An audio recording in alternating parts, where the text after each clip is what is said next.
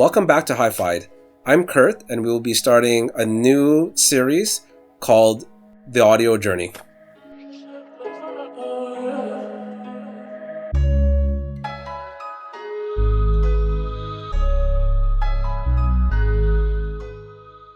Yeah, actually, this is, hopefully I remember a lot of this. When we first did the system was probably about 4 years ago, for who has now become a really good client of mine. And, you know, the main thing in this room is, I really remember the first thing he actually came in this room was to change the turntable. That was his very first priority.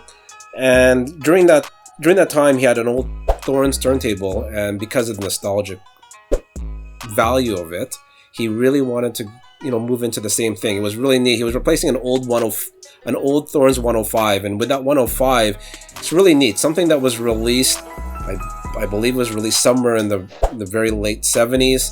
It actually had touch buttons. Nice. I think it was more of a heat sensor touch. But when we think about touch today, we don't really think of something that was done, 30 years ago.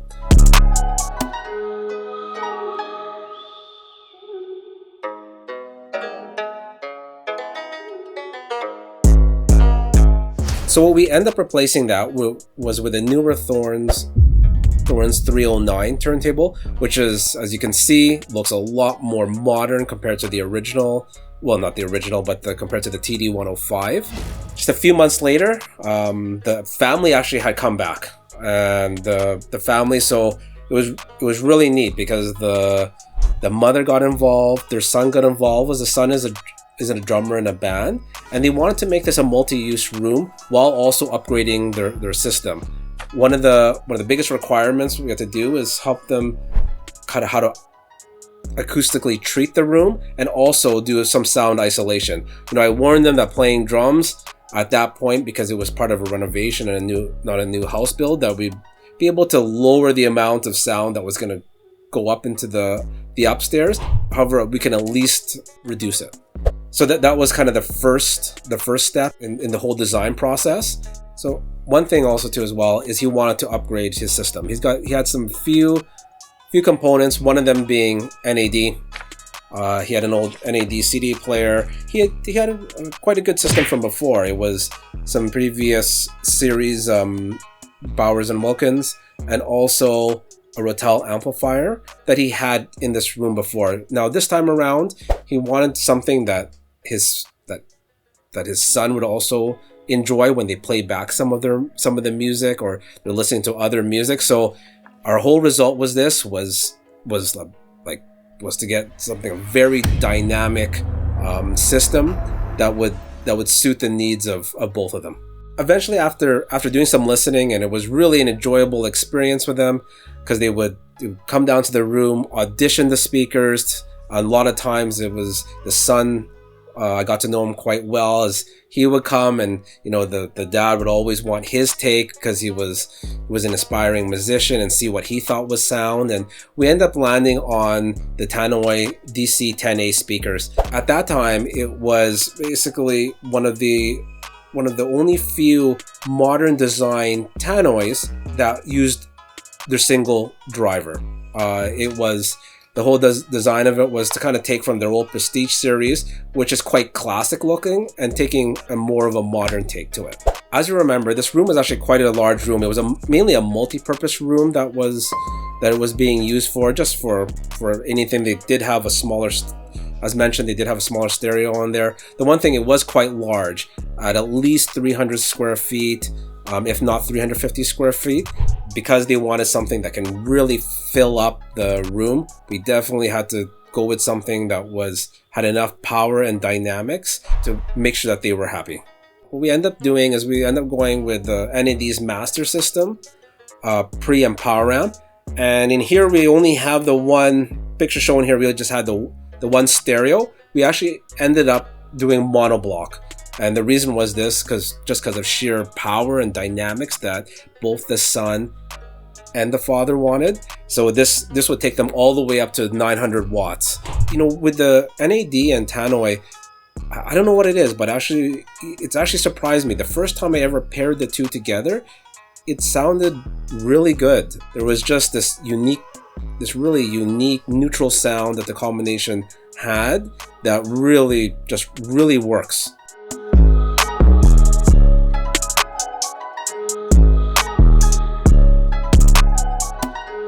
Because of the positioning, we had to keep the speakers really close to the back wall.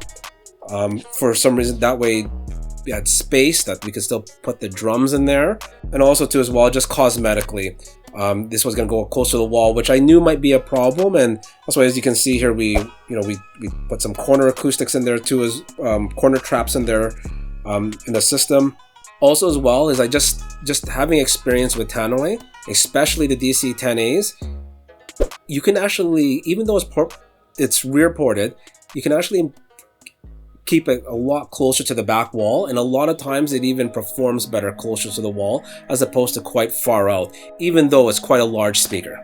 For the acoustics in the room was actually quite challenging. One of the reasons is they wanted to bring in their interior designer, who's quite a known interior designer, and one thing, acoustic panels on a wall is not their most favorite thing that they would like up there. So what we decided to do is come to a good agreement where we had kind of these hexagonal panels on there, so it looks a little bit artsy. And what we did was we played just as much as loud as possible. We put them behind the speakers, and in this room, due to that one side, which actually I don't know if I have a picture of it, which you can see is it was all open. The other side was quite closed. So what we did is, with an agreement with interior designer again, we put a whole bunch of those hexagonal panels all the way on the side walls. And in the back too as well, primarily where the drums were gonna sit, and to the side wall, we filled up the back wall. That way we don't have any reflection going back to the listener, as well as when the son was drumming, to keep it as controlled as possible, but keeping the cosmetics looking, the best we could in that space. I remember the first track I asked him to listen to, of course he wanted to play one of his albums, was Rolling Stones, and it was called something. So one of the first tracks we listened to was from Rolling Stones, Sticky Fingers. That's the one he had requested to play. And I remember we put it in there, and yeah, he was right away. You can tell on his face, he was just extremely happy. And we also wanted to try some other music from a different genre, and ended up playing Bill Evans from one of his compiled collections on there. And that's when it really stood out. And one thing that I can really distinctly remember is the pianos. And just looking at here, I still have a video shot of it playing, and even through the recording, you can actually hear how well it sounded. It was, the pianos had that shimmer that you're always looking for. And then one thing, because they're so hard to create, and Tannoy does such a good job with that dual concentric driver on there, just created a lot of realism. And again, this was important to both the son and the father, especially the son. The son, every time he would come and help audition speakers with his dad, the number one he always said, what sounds to him the most realistic. Yeah, so this system here, as I remember, retail-wise, this was approximately just over $40,000 system, which is, of course, definitely not inexpensive, and which also included the acoustic panel, all the sources, the amplifiers, and the speakers.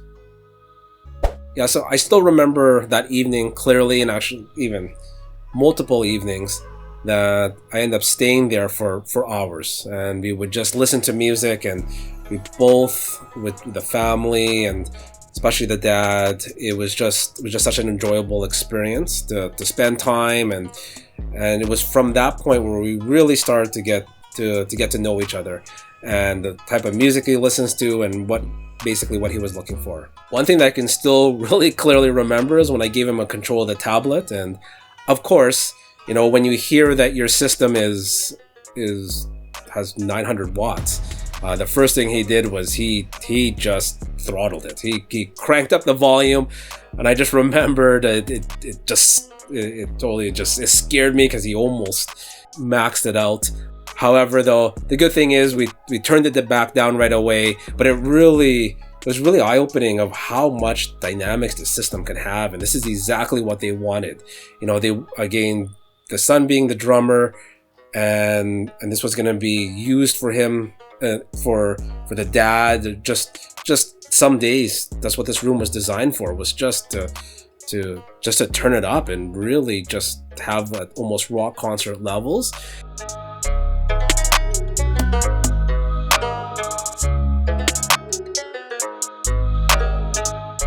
It was just weeks ago where we had to take this down. That system now, the family had decided permanently to move out of the city, which luckily is only an hour away. And it was, you know, it was sad to hear.